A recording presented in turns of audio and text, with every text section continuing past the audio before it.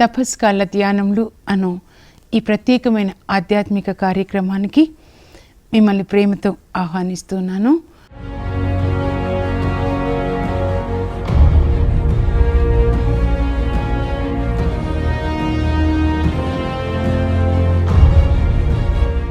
Bible గ్రంథంలో మరి వాళ్ళ పాపాన్ని తెలుసుకొని దేవుని సన్నిధిలో పశ్చాత్తాపడి దేవుని యొక్క దీవెనలు పొందిన కొంతమంది పశ్చాత్తాప వీరులను గురించి మనం ధ్యానించుకుందాం. నూతన నిబంధనలోనికి మనం వచ్చినట్లయితే జక్కయ్య పశ్చాత్తాపడ్డాడు తన పాపానికి. అలాగే పేతురు కూడా పశ్చాత్తాపడ్డాడు. ముందుగా జక్కయ్యను చూద్దాం. ఈ జక్కయ్య యేసు ప్రభు మరి ఈ లోకంలో జీవించినప్పుడు ఆయన ఒక సుంకరిగా ఎరికో పట్టణంలో నివసిస్తూ ఉన్నాడు. ఆయన ఎరికో పట్టణంలో ఉన్న అందరికంటే కూడా ధనికుడు, సుంకర్లలో ప్రముఖుడు, అంటే ట్యాక్స్ కలెక్టర్ అన్నమాట. అలా ట్యాక్స్ కలెక్ట్ చేసి అన్యాయంగా కలెక్ట్ చేసి ఒక 100 రూపాయలు కలెక్ట్ చేయాలంటే మరి 200 కలెక్ట్ చేసి 1000 రూపాయలకి 2000 కలెక్ట్ చేసి ప్రజల అమాయకులు కాబట్టి అలా దోచుకొని ఆ ఎరికో పట్టణంలో అందరికంటే ధనవంతుడుగా ఆయన జీవిస్తూ ఉన్నాడు. ఆ ఎరికో పట్టణానికి కూడా మేము వెళ్ళాం. అక్కడ మమ్మల్ని ఇదే చెట్టు, మేడి చెట్టు జక్క ఎక్కి కూర్చున్నాడని మాకు అక్కడ గైడ్ చూపించారనమాట. మా గైడ్ జూడిత్. అది దాని ఎలా ఉంటుందంటే ఒక యూ టర్న్ లాగా ఉంటుంది అనమాట. ఆ యూ టర్న్ అయ్యే దగ్గర ఈ మేడి చెట్టు ఉంటుంది. అప్పుడు నేను ఊహించుకున్నాను, యేసు ప్రభు ఇలా వస్తూ ఉండొచ్చా. అక్కడ బర్తిమై కూడా కూర్చుని ఉంటాడు దారి ప్రక్కన. ఆ బర్తిమై కూడా గుడ్డివాడిగా ఉంటాడు. అడుగుతాడు, ఏంటి ఇంత సందడి సందడి, యేసు ప్రభు ఈ దారిలో వస్తున్నారు, దావీదు కుమారుడు. ఆయన ముందే విన్నాడు, యేసు ప్రభు అనేకులకి మరి కంటి చూపునిచ్చాడు, చనిపోయిన వాళ్ళని లేపాడు, స్వస్థపరిచాడు. ఆయన కూడా అంటాడు, యేసు దావీదు కుమారుడా నన్ను కరుణించు. పెద్దగా అడుగుతాడు. యేసు ప్రభు ఆయన దగ్గరికి పిలిచి అంటారు, నీకేం కావాలి, నాకు దృష్టి దానం దయచేయి ప్రభు అంటారు. అప్పుడు యేసు ప్రభు అంటారు, నీవు విశ్వసించినట్లే నీకు జరుగునుగాక. ఆయన విశ్వసిస్తాడు, యేసు ప్రభు నాకు కంటి చూపు ఇస్తారని. అలాగే ఆయనకి కంటి చూపు వస్తుంది. ఆయన కంటి చూపు రాగానే ముందుగా ఎవరిని చూస్తాడు? యేసు ప్రభుని చూస్తాడు. ఎంత ధన్యత కదా. యేసు ప్రభు ఏమంటారంటే, అనేకులు తన శిష్యులతో మాట్లాడుతూ, అనేకులు మీరు ఏదైతే చూస్తున్నారో మరి పాత నిబంధనలో గొప్ప గొప్ప ప్రవక్తలు చూడాలనుకున్నారు, అనేకులు చూడాలనుకున్నారు, అనేకులు నేను బోధించింది వినాలని నా కొరకు ఎదురు చూశారు, కానీ వాళ్ళు చూడలేదు, వినలేదు. కానీ మీరెంత ధన్యులు, చేపలు పట్టుకునే మీరు, సుంకర్లైన మీరెంత ధన్యులు. మీ కన్నులు చూస్తున్నాయి, మీ యొక్క చెవులు నా మాటను వింటున్నాయి అంటారు యేసు ప్రభు. నేను అనుకుంటాను, బర్తిమై కన్నులు తెరవగానే, ఏదైనా పసిబిడ్డ కన్నులు తెరిచినప్పుడు వాళ్ళ మమ్మీని చూస్తుండొచ్చు, హాస్పిటల్లో ఇంకా నర్సు డాక్టర్స్ని చూస్తుండొచ్చు, ఆ తర్వాత అనేక విషయాలు. కానీ బర్తిమై కన్నులు తెరవగానే యేసు ప్రభుని చూశాడు. నేను అనుకుంటాను, ప్రభు అంత ధన్యత ఆయనకి. తెరవగానే నేను చూశాడు. ఆ తర్వాత తన సమస్తాన్ని, తన వృత్తిని అన్నీ విడిచిపెట్టి యేసు ప్రభుని ఆయన స్తుతిస్తూ సేవ చేస్తూ ఆయన శిష్యుడిగా మారిపోతాడు.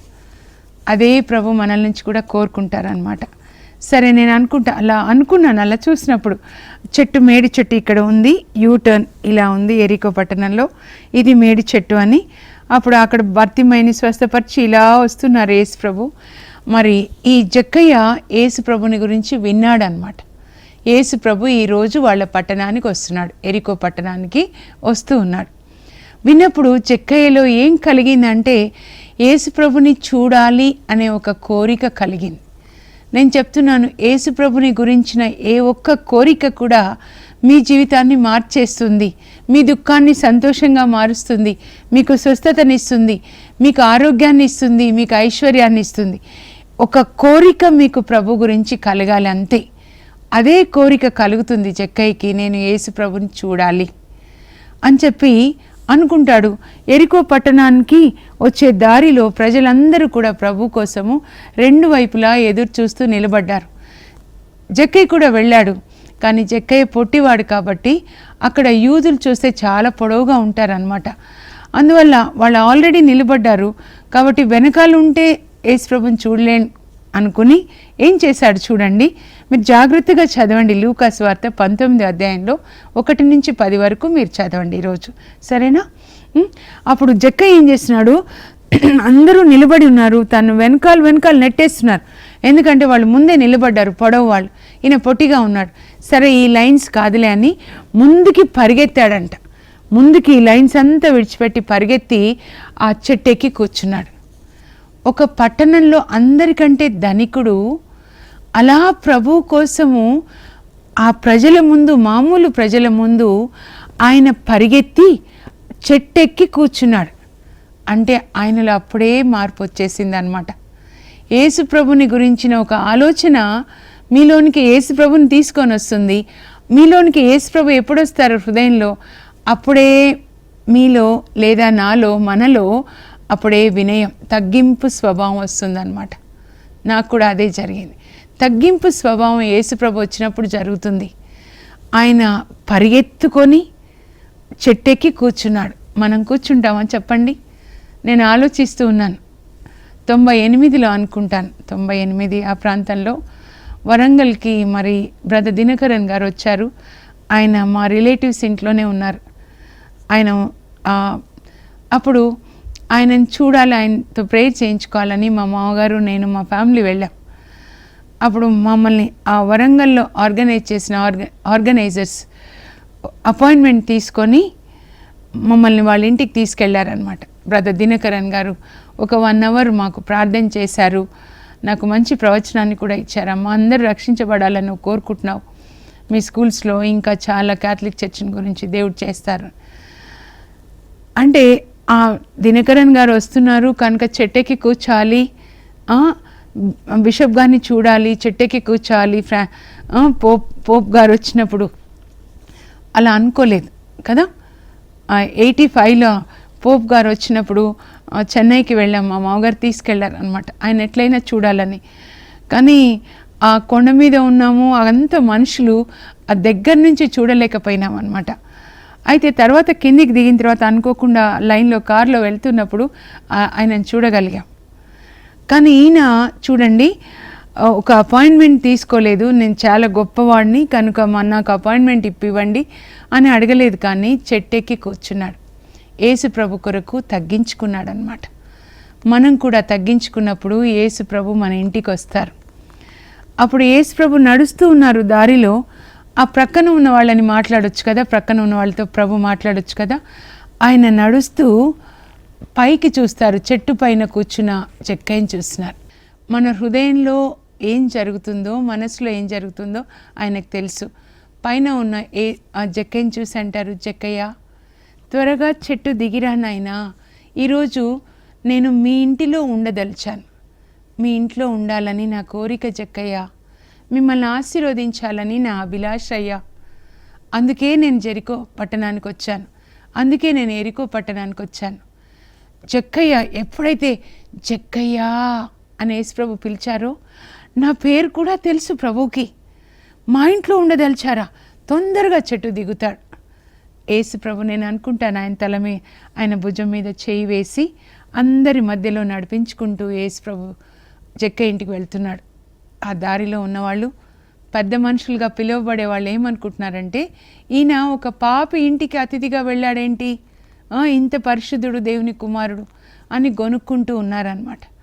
అది కూడా యేసుప్రభు విన్నాడు, ఆ గొనుగుడు కూడా. కానీ యేసుప్రభు జక్కయ్య ఇంటికి వెళ్ళగానే నేను అనుకుంటాను, ఊహించుకోండి, మన ఇంటికి ఒక బిషప్ గారు వస్తే, ఒక పెద్ద వ్యక్తి వస్తే ఎలా చేస్తాం, అక్కడ కుర్చీ వేసి తాగమని, కూర్చోండి అని యేసుప్రభు తన భార్య పిల్లల్ని మరి పిలిచి ఉంటాడు. జక్కయ్య భార్య పిల్లల్ని ప్రభు పిలిచి ఉంటారు. భార్య, నా భార్య అండి, నా పిల్లలండి, అందరూ ఆయన దగ్గర వచ్చేసారు. ఆ యేసు ప్రభుని చూస్తున్నప్పుడు ఆయన యొక్క పరిశుద్ధత, ఆయన కరుణ, ఆయన ప్రేమ, ఆయన సన్నిధి, యేసు ప్రభు సన్నిధి జక్కయ్య హృదయంలో మార్పుని తీసుకొని వచ్చింది. దేవుని సన్నిధి ఎక్కడ ఉంటుందో ఆ సన్నిధి మనల్ని మార్చేస్తుందన్నమాట. ఆయన రాతి గుండె మాంసపు గుండెగా మారింది. ఇప్పటి వరకు ధనం అనేటటువంటి ఒక పిశాచాయంలో ఉండి ధనాన్ని ప్రేమిస్తున్నాడు. యేసు ప్రభు వచ్చిన తర్వాత ఆ ధనం అనేటటువంటి ధనాశ అనే పిశాచి వెళ్ళిపోయి ఆయనలో ప్రేమ వచ్చేసింది. దైవ ప్రేమతో ఆయన నింపబడ్డాడు అనమాట. అప్పుడు యేసు ప్రభు ఏం మాట్లాడలేదు. ప్రభు అలా చూస్తున్నాడు జక్కయ్యని, భార్య పిల్లల్ని. జక్కయ్య చెప్తున్నాడు, ప్రభువా నా ఆస్తిలో సగం అమ్మి పేదలకి ఇస్తాను. ప్రభు ఇంకా అలాగే చూస్తూ ఉన్నారు. అప్పుడు జక్కయ్య అంటాడు, ప్రభువా నేను ఎవరి దగ్గర అన్యాయంగా ఒక 100 రూపాయలు పన్ను తీసుకోవాలి, ట్యాక్స్ 200 తీసుకున్నానో వాళ్ళకి పరిహారంగా 4 రెట్లు ఇస్తాను ప్రభువా. ఆయనలో ఎంత తొందరగా మార్పు వచ్చిందో చూడండి దేవుని సన్నిధిలో.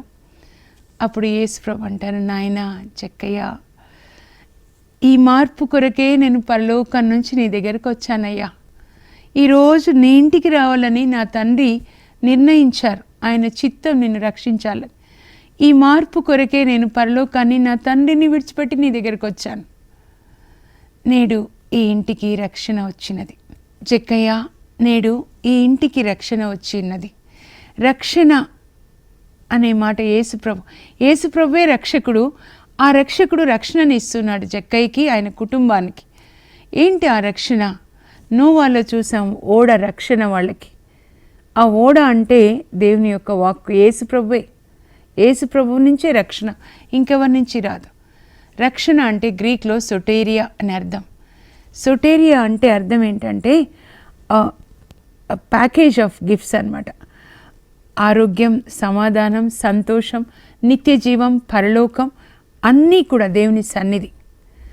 ఈరోజు జక్కయ్య ఆయన భార్య పిల్లల పేర్లు పరలోకంలో జీవగ్రంథంలో రాయబడ్డాయి. రక్షణ అంటే ఈ లోకంలో బైబిల్లో చెప్పిన వాగ్దానాలు ఇప్పటి నుంచి జక్కయ్యకి నెరవేరుతాయి. 91వ కీర్తనలో చెప్పినట్టు, నీ ఇంటి చెంతకు ఎట్టే అనారోగ్యం రాదు, నీకు ఎలాంటి కీడు కలగదు, ప్రభు నిన్ను దూతల ఆధీనంలో ఉంచుతాడు. అన్ని వాగ్దానాలు రక్షణ ఎప్పుడైతే పొందుతారో అప్పటి నుంచి మనకి నెరవేరుతాయి. బైబిల్లో వాగ్దానాలు నెరవేరడం ప్రారంభిస్తాయన్నమాట. ఆరోగ్యం, ఆనందం, సంతోషం, సమాధానం అన్నీ కూడా ఇప్పుడు జక్కయ్య పొందాడు.